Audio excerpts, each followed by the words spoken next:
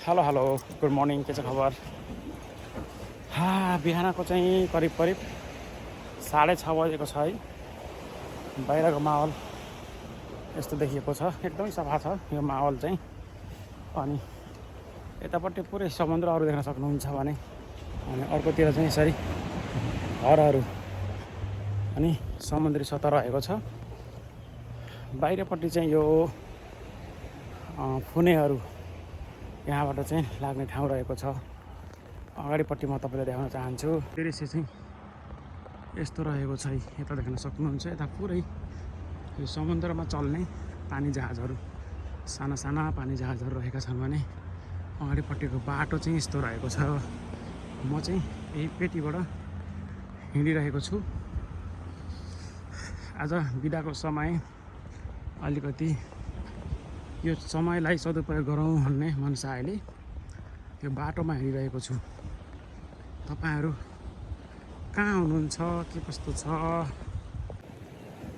यहाँ चाहिँ बिहानमा चाहिँ टक्क माइन्ड फ्रेस हुन्छ क्या।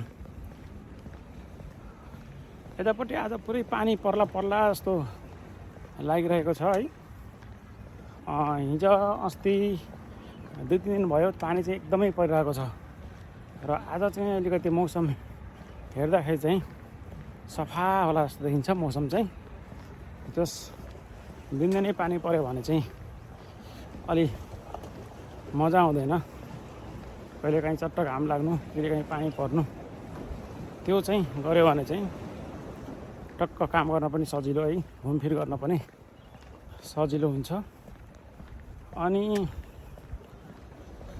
अरू के हुँदैछ तपाईँहरूको? टक्क म चाहिँ यताबाट बाट यहाँबाट चाहिँ लगभग 3-4 किलोमिटर छ मेरो रुम चाहिँ। यसो बाटो भएर म चाहिँ टक्क रुममा जान्छु है। यतापट्टि ठुल्ठुलो होटेलहरू पनि देख्न सक्नुहुन्छ। गाइस ओ माथिपट्टि देखिने चाहिँ त्यही ठुला होटेलहरू हुन्। अनि ओ माथि चाहिँ स्पोर्ट खेल्ने ठाउँहरू पनि रहेको छ, गार्डनहरू भने चाहिँ। यतापट्टि यो पानी जहाजलाई चाहिँ यहाँबाट चाहिँ यो पानी जहाजको पोर्ट भन्छ, त्यो पोर्ट रहेको छ यताको ठाउँ चाहिँ।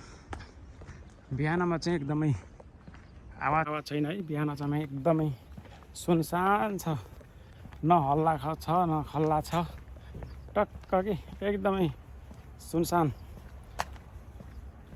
यस्तो हुन्छ यो ठाउँ जापानमा चाहिँ है। अब काम गर्ने मान्छेहरू काम गर्न गइसके, नगर्नेहरू चाहिँ अब कोही चाहिँ अब बिहानमा हिँड्न एक्सर्साइज गर्ने हुन्छन्, उनीहरू चाहिँ एक्सर्साइजमा लागिसके। कोही काममा जानेहरू काममा जान्छन्। सबै आफ्नो ठाउँमा चाहिँ पुरै बिजी लाइफ के। अब यहाँ कसले राजनीति गर्ने, कसले के गर्यो, कुन नेताले के गर्यो भन्ने नै हुँदैन क्या। एकदमै जसरी हुन्छ मेहनत गरौँ, मेहनतबाट प्रतिफल लिगौँ होइन, अनि देश विकासमा अगाडि बढौँ। यिनीहरूको माइन्ड मेकअप नै यस्तो रहेको छ क्या। तर यिनीहरू चाहिँ गफ गर्ने फुर्सद अनि यो राजनीतिको बारेमा बहस गर्ने खासै यस्तो चाहिँ समय यिनीहरूले निकालेको पाइँदैन। यतापट्टि यस्ता आमाहरू, यतापट्टि यस्ता हजुरबाहरू, उतापट्टिहरू यसरी दौड्ने गर्छन् यो ठाउँमा चाहिँ। यस्तो रहेको छ है। यहाँ चाहिँ एउटा बोट रहेको छ 10 नम्बरको। यो चाहिँ नचल्ने पानी जहाज चाहिँ यसरी यहाँ थन्किएको छ बाहिरपट्टि चाहिँ टक्क लाएर। यो चाहिँ अब बाटोमा म हिँडिरहेको छु भने यहाँ एउटा पुल रहेको छ। यसरी साथीहरू चाहिँ दौडिरहनु भएको छ बिहानमा चाहिँ टक्क लाएर है। यस्तो छ है त गाइज।